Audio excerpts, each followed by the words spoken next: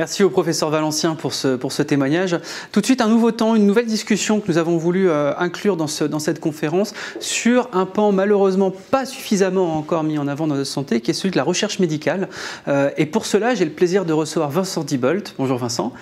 Vous êtes le directeur de FCRIN. Un petit mot sur FCRIN pour vous présenter. FCRIN, donc, c'est une structure qui a été créée, une organisation qui a été créée il y a une dizaine d'années et qui est devenue, si vous voulez, la plateforme nationale de mise en place de réseaux nationaux thématiques d'investigation clinique. Ça veut dire qu'aujourd'hui, auparavant, on avait des expertises dispersées. Aujourd'hui, on les fait travailler ensemble pour le meilleur de la recherche. Donc là encore, une interprofessionnalité et un travail en équipe important dont vous allez nous parler avec votre invité, du coup, que je vous laisse présenter et je vous laisse introduire le sujet.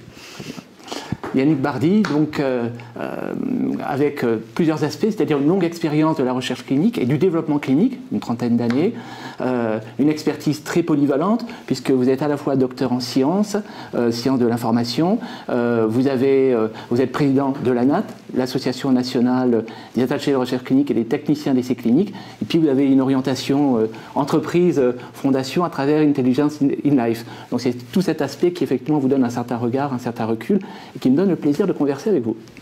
Merci Vincent.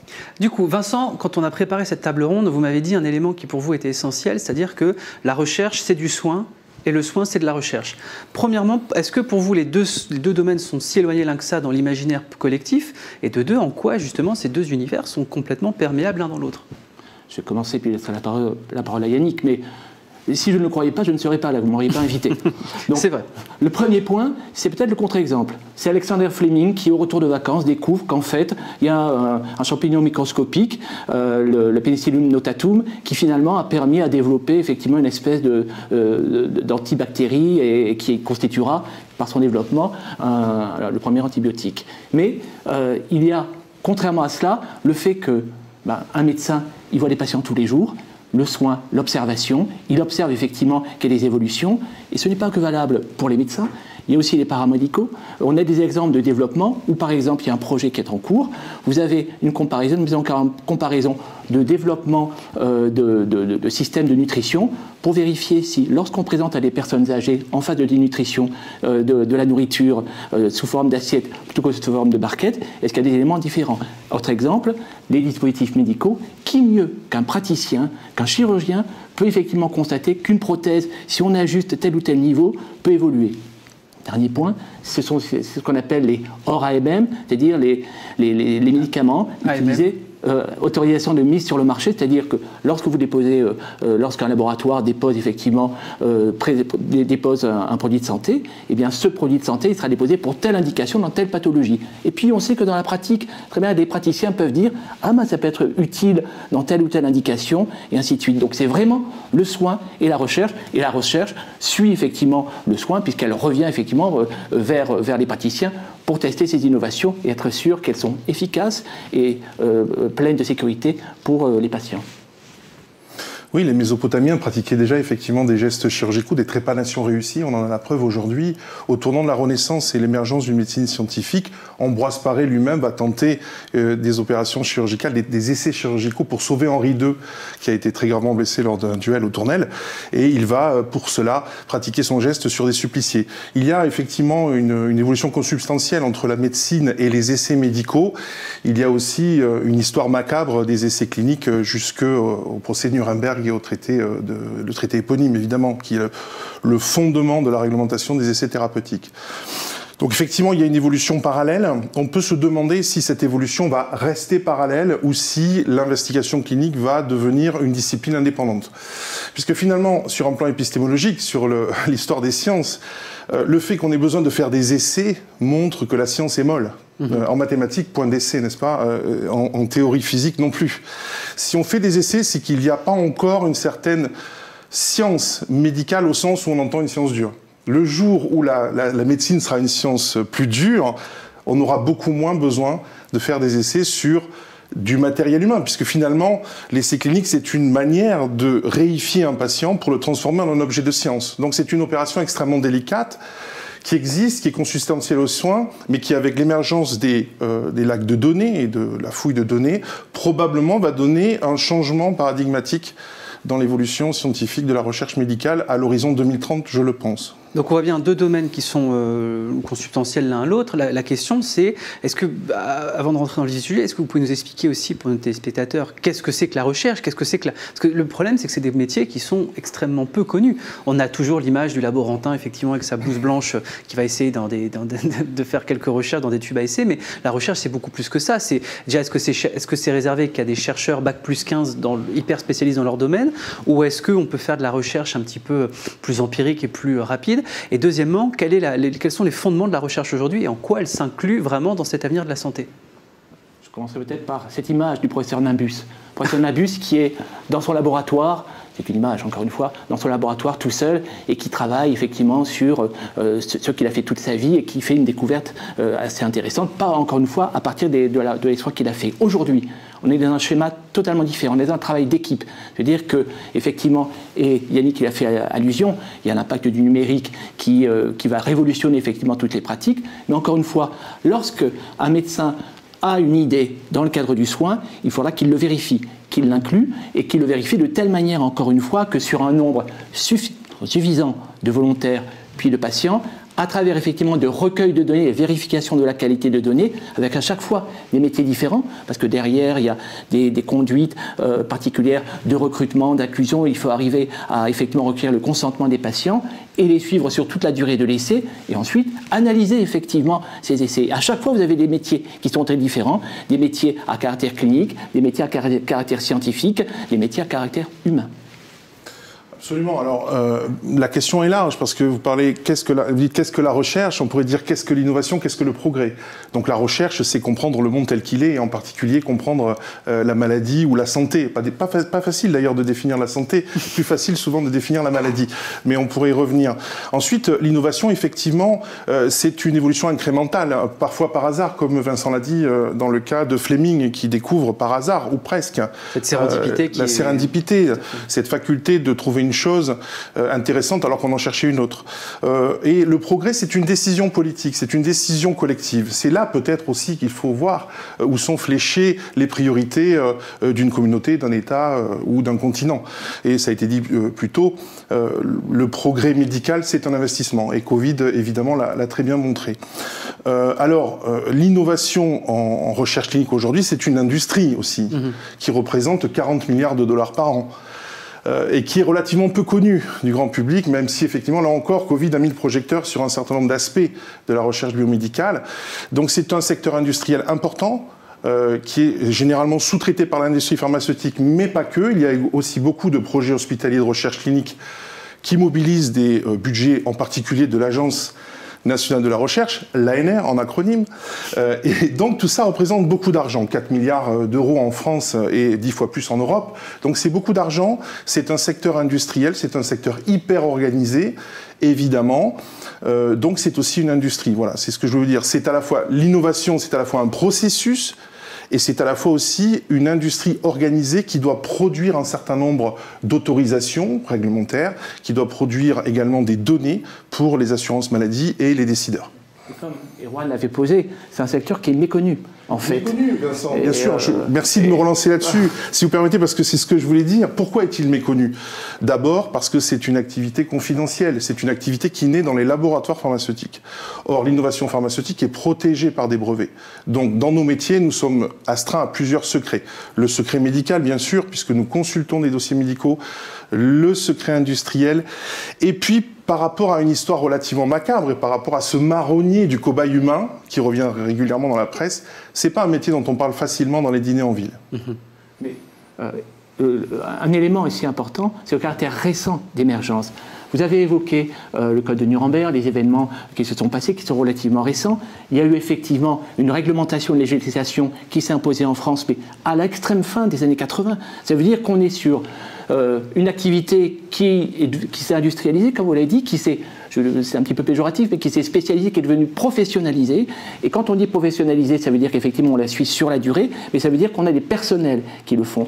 Et comme j'ai dit, la fin des années 80, ça veut dire qu'il y a une quarantaine d'années, 40 ans à l'échelle de l'histoire, ou à l'échelle en tout cas des carrières ou des professionnels, ça fait très peu. Donc cette méconnaissance liée à la fois au caractère confidentiel de l'activité, au caractère un petit peu clinique, effectivement, du secret médical, et puis le caractère émergent, explique pourquoi, effectivement, on a peu de visibilité sur ces professions qui sont pourtant essentielles pour le progrès médical. Et une profession qui, du coup, je pense, quelque part pâtit un petit peu de son manque de communication, parce qu'elle est, à l'instar d'autres secteurs, soumise aussi à une pénurie de talent, si j'ai bien compris ce que vous m'avez dit en préparant cette table ronde. On manque aujourd'hui de chercheurs en France.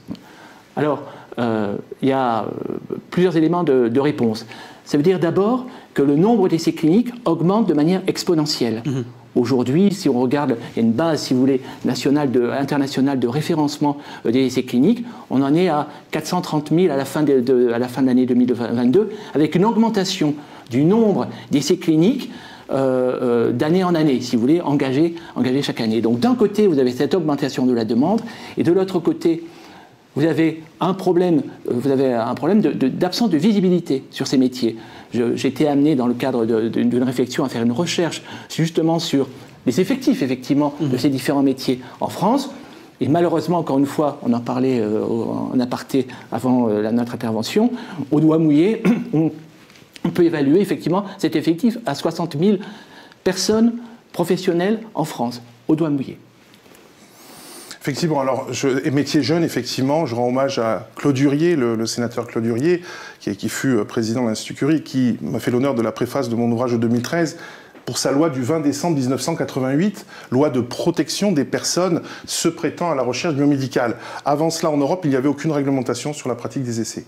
Moi-même, je n'aurais pas pu choisir mon métier, car quand j'étais lycéen, il n'existait pas encore. Ça vous permet de comprendre à peu près mon âge.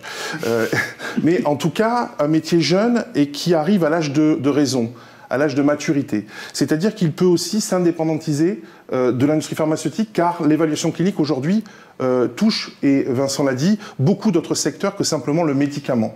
Il concerne le dispositif médical, il concerne l'agroalimentaire, la cosmétique, les toxiques d'environnement. On peut faire des études de toxicité subaiguë dans ce studio pour savoir si les matériaux qui nous entourent, à long terme, pourraient produire des effets nocifs.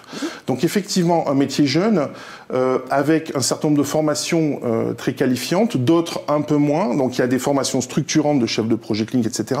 Il y a des formations qualifiantes, des DU, etc. Mais effectivement, c'est un métier qui est méconnu pour les raisons qu'on a déjà dites, c'est-à-dire un métier qui a été invisibilisé volontairement. Et donc notre enjeu aujourd'hui, c'est de faire connaître ce métier, de créer des vocations. Dans l'association professionnelle que je préside, on a 80% de personnel féminin. Donc dans les 60 000, il faut compter 80% de personnel féminin. Ça veut dire que probablement on doit aller chercher aussi des talents chez les garçons. Et donc on doit aller le faire au niveau des lycées, comme la gendarmerie ou l'armée le font. On peut aller très bien présenter ces métiers dans les lycées pour donner envie aux jeunes de s'orienter vers ces métiers, en leur expliquant que Covid a été vaincu grâce à des gens comme nous. C'était une guerre, a dit le président. Nous l'avons vaincu avec des soldats comme nous. Et en plus, un métier qui, je pense, est amené à fortement évoluer, parce que on a parlé d'intelligence artificielle, mais quand on parle d'intelligence artificielle, de data aujourd'hui, le chercheur a une masse de données qu'il n'avait absolument pas il y a même ne serait-ce qu'encore 20 ans. Comment ce métier évolue? Est-ce que la profession, même si j'entends qu'elle n'est pas encore tout à fait atteint sa maturité, mais qu'elle y est presque, comment est-ce qu'elle arrive à s'organiser justement pour faire face à ces évolutions structurelles? Alors, déjà, il y a des métiers qui n'existaient pas dans le domaine de la recherche clinique qui sont apparus. On parle, souvent quand on parle des métiers de la recherche clinique, on parle de technicien d'essai clinique, on parle d'attaché de recherche clinique, mais aujourd'hui on parle aussi de data manager, de biostatisticien. Et ça revient à ce que je disais précédemment, c'est que la recherche clinique est un travail d'équipe et on a besoin de l'ensemble de ces différents partenaires. Sur l'aspect proprement parler de la data, on parle aussi de nouvelles approches de la recherche clinique. Ça veut dire qu'aujourd'hui, eh bien, souvent, et c'est l'exemple qu'on donne, un essai clinique, eh bien, on a des patients à qui on donne un médicament, on a des patients à qui on donne un placebo. C'est souvent comme ça qu'on entrevoit les choses. Et puis on voit au bout d'un certain compte, d'un certain nombre de recrutements de patients et d'un certain temps, on fait la comparaison entre ce qu'on appelle les deux bras, entre guillemets. Mais aujourd'hui, grâce aux data, on s'aperçoit qu'il y a de nouvelles approches méthodologiques qui vont permettre, à travers, si vous voulez, des modélisations, finalement, d'avoir des premières évaluations, des premières informations sur l'intérêt ou pas de telle ou telle molécule. Donc ce que je veux dire, c'est que la recherche clinique en elle-même va évoluer dans son développement, dans sa création et encore une fois dans ses métiers. Effectivement, le processus qui concerne l'évaluation clinique va de la rédaction d'un protocole jusqu'à un gel de base de données qui permettra à un statisticien de travailler. Donc tout ce temps et toutes ces phases sont dévolues à la recherche clinique, donc pour obtenir un régime d'autorisation, puisque l'essai clinique est une expérience délicate qui lève partiellement la protection du sujet humain de l'article 16 du Code civil. Donc on a des régimes d'autorisation qui sont spécifiques, comité d'éthique, CPP, comité de protection des personnes, j'appartiens à celui de Montpellier. Et donc là, c'est déjà un premier travail, donc affaires réglementaires, rédacteurs médicaux. Ensuite, on va sur le terrain. On met en place ces protocoles dans des hôpitaux, avec des vrais médecins et des vrais patients. Et c'est là que se déroule l'expérimentation. Et donc, effectivement, ça dure un certain temps. Il n'y a pas un protocole identique. Et donc, ça peut durer des mois, des années, et parfois une décennie. Et ensuite, il faut que ces données soient propres à l'analyse. Donc il faut effectivement s'assurer qu'elles sont vraies, qu'elles sont vérifiables, on est dans la science. Et ensuite, on va les livrer aux statisticiens. Donc on voit que ce sont des métiers qui techniquement évoluent avec l'informatisation, la digitalisation et l'intelligence artificielle. Et on voit apparaître sur un plan épistémique donc des essais adaptatifs, c'est-à-dire que l'hypothèse posée au départ peut être remise en question en temps réel par une analyse continue des données. Et ça, c'est un point, je crois, très important. Ce qu'on n'avait pas en plus avant. Donc du coup, et non. On révolutionne la pratique. Quand j'ai commencé mon métier, on devait attendre la fin d'un protocole pour en connaître les résultats. Aujourd'hui, ce n'est pas le cas. Ça veut dire que, sur un plan purement éthique, vous ne pouvez pas continuer à attribuer un traitement dans les mêmes proportions avec son comparateur à des patients, sachant que l'un est meilleur que l'autre. Soit vous arrêtez, soit vous faites ce qu'on appelle play the winner. Vous êtes obligé de déséquilibrer la randomisation, c'est-à-dire le tirage au sort, pour que le plus grand nombre de patients bénéficient finalement de ce médicament dont on pense qu'il est mieux que l'autre. Et le protocole n'est pas terminé. Donc ça peut remettre en question l'hypothèse de départ. Et cet élément-là, si vous voulez, accentue encore le problème que l'on rencontre au niveau des métiers de la recherche, où en fait, il y a ce problème d'invisibilité, d'une certaine façon, de manque de connaissances, effectivement, et puis ce nouveau challenge qui est de l'adaptation, finalement, des gens qui ont été formés il y a un certain temps, à ces nouvelles techniques, à ces nouveaux modèles. Donc ce sont des éléments incitatifs, encore une fois, qui doivent nous amener, nous conduire, nous inciter à nous intéresser, effectivement, à l'avenir de ces métiers et à les reconnaître et en faire parler. Et certains secteurs industriels s'y intéressent de très près, comme l'aéronautique par exemple, les GAFAM, l'informatique. Dassault Systèmes vient de racheter pour près de 4 milliards de dollars une entreprise qui s'appelle Medidata en disant « nous allons faire des essais virtuels in silico ». Ça veut dire que des industriels mieux capables que nous de gérer des données font une croissance horizontale pour venir sur nos secteurs. Simplement, quand on vient de l'armement, on n'a peut-être pas la même éthique que quelqu'un qui vient du médical. Donc ça pose aussi un enjeu industriel.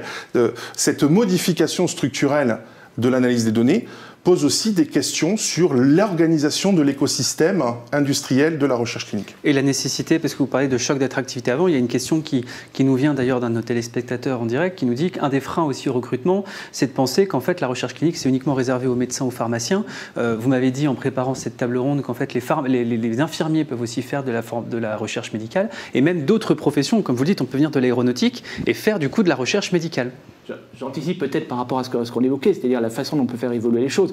Il y a un terme, excusez-moi de l'anglicisme, qui est utilisé, c'est study nurse. Study nurse, effectivement, c'est dans les pays anglo-saxons, justement les infirmières qui se conduisent à la recherche. Et aujourd'hui, quand on parle effectivement des états d'âme, entre guillemets, des volontés peut-être de changer d'horizon de la part des infirmières hospitalières ou autres, peut-être effectivement que la recherche clinique, ce sont des spécialistes du soin. Donc, qui connaissent bien déjà le domaine, donc ça pourrait être aussi une fenêtre d'opportunité pour elles, justement, d'aller vers la recherche clinique, et on pourrait bénéficier, tout le monde serait gagnant, win-win, effectivement, la recherche pourrait en bénéficier, ça leur donnerait un nouvel horizon, pour peu, effectivement, qu'on mette en place des passerelles pour le faire. Elles n'existent pas. Pour conclure, oui. J'ai travaillé moi-même avec un médecin du laboratoire de médecine aérospatiale, pourtant, vous voyez, c'est quelqu'un qui travaille sur des accidents d'hélicoptère, en pharmacovigilance. Parce que les matrices d'analyse du risque et de sûreté peuvent être transposées à nos métiers. J'ai travaillé aussi avec un chercheur d'Airbus et on avait à peu près le même langage quand on parle de sûreté et d'analyse des signaux faibles de criticité, quand on veut parler des événements indésirables en particulier. Vous voyez, donc il y a aussi, sur un plan de la recherche, des passerelles à trouver et nous pourrons bénéficier d'une avancée technique qu'ils ont depuis près de 40 ans et que nous n'avons pas encore sur ces questions-là. Donc si je devais résumer pour conclure, la recherche, c'est une multitude de métiers qui sont extrêmement complémentaires, extrêmement divers, qui sont en cours de développement et qui en plus sont tous tournés au service des patients et qui, avec les nouvelles technologies, vont connaître une transformation telle qu'ils n'en ont jamais connue dans leur histoire. C'est un changement épistémologique. D'ailleurs, le Conseil de l'Europe s'y intéresse parce que Neuralink en particulier pose un certain nombre de problèmes. Ça a été évoqué plus tôt et le Conseil de l'Europe s'intéresse à cela. Mais s'intéresse aussi au changement, comment dire, de la manière de trouver les réponses dans cette recherche clinique. C'est-à-dire avec peut-être l'obsolescence de l'hypothèse. C'est-à-dire on passerait d'un régime, je m'excuse pour les termes peut-être un peu techniques, je vais expliquer, mais passer d'un moment de la causation, c'est-à-dire on a un certain nombre de données qui évoluent, on veut prouver que c'est bien le médicament, c'est l'hypothèse qui a cet effet-là, vers la fouille de données, où on travaille plutôt sur des corrélations, donc des données, des matrices de données très importantes, qui montrent un certain nombre d'évidences qu'on ne peut pas voir à l'hypothèse. Donc, pour simplifier, aujourd'hui, on veut trouver des réponses à des questions qu'on se pose, et avec ce nouveau paradigme, on trouvera des réponses à des questions qu'on ne pouvait pas se poser. Et ça pose un vrai problème, y compris réglementaire. Vincent, on voit effectivement que la recherche se transforme. On dit souvent que c'est intéressant de se comparer à nos voisins pour voir un petit peu qu'est-ce qu'eux ont pu faire pour prendre les devants. Est-ce que vous avez 2-3 exemples rapidement à nous avancer justement sur ce que peuvent faire les autres pays européens ou internationaux pour justement revaloriser et préparer l'avenir de leur recherche et donc du coup de la santé?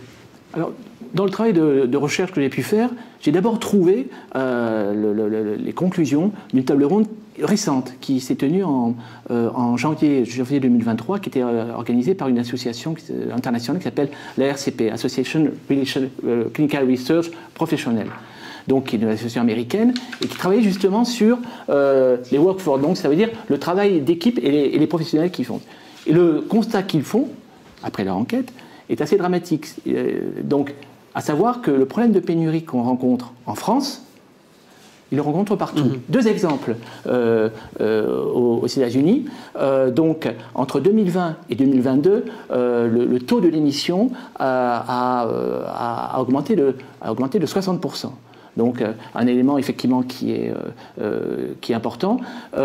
Et tous ces éléments, en fait, permettent... Enfin, donc, le constat était le même sur l'ensemble des autres pays, effectivement, avec des solutions qui étaient envisagées, mais rien de très probant pour le moment sur des exemples qui pourraient être pris et récupérés ailleurs. Je ne sais pas, enfin, on en a parlé un petit peu. Il y a peut-être effectivement des éléments... Alors, en effet, c'est peut-être aussi la meilleure utilisation des ressources existantes, parce qu'on va retrouver le problème qui a été dit précédemment, la durée de formation des professionnels de recherche biomédicale. On ne sait pas faire un attaché de recherche en moins de 5 ans ou 7 ans. C'est compliqué. Donc là, il y a un premier écueil, mais on a la possibilité peut-être, grâce aussi à la digitalisation, de rendre plus efficient le travail de ces personnels, donc en mieux utilisant des ressources existantes. Après, je peux témoigner sur la géographie, mais je vous rends la parole, Vincent. Non, une petite minute. Oui, une petite minute. Mais juste pour revenir sur certains éléments quand même de cette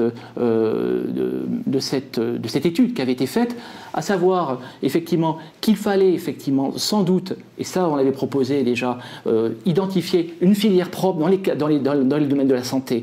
Vous savez qu'aujourd'hui, il y a le domaine de la pharmacie, de la médecine maïeutique, kinésithérapie, en début de carrière. Donc, si vous voulez, il pourrait y avoir effectivement une filière qui favoriserait cette identification. Yannick a aussi parlé du recours à des compétences, je veux dire, accessoires, des gens qui recherchent sur quelques heures, effectivement, peut-être à travailler, ce qu'on appelle le multitasking. Le microtasking, ce qu'on retrouve chez Amazon Mechanical Turk, alors on ne va pas développer, mais c'est une manière de proposer... alors c'est la délégation de tâches et non pas de responsabilité ou de compétences. Il y a probablement des activités de recherche clinique qui peuvent être réalisées de façon ponctuelle par des personnes qualifiées sur cette tâche mais pas qualifiées en recherche clinique. Donc on peut étendre le domaine de la force, si je puis dire, à des personnels qui sauraient faire un certain nombre de manipulations informatiques ou de corrections, par exemple, correction de données, sans forcément être qualifiés en recherche clinique. Alors, juste pour terminer... pour régler le problème de la pénurie, donc avoir recours à ces aspects-là, et peut-être que ça permettra effectivement de résoudre ce problème, encore une fois aux États-Unis, en juillet 2022, 6,6 millions emplois offerts en recherche clinique. offre, demande d'emploi 5,7. Ça veut dire qu'il y a un différentiel qui montre effectivement aux États-Unis et ses valeurs en France et dans d'autres pays qu'il y a un véritable besoin avec des mesures effectivement sur lesquelles on est prêt à travailler. Encore beaucoup d'effets de levier que nous, on s'attachera justement à activer. Merci beaucoup, messieurs, c'était passionnant. Merci, la recherche clinique, la recherche médicale, encore une fois, un pan à développer pour l'avenir de la santé.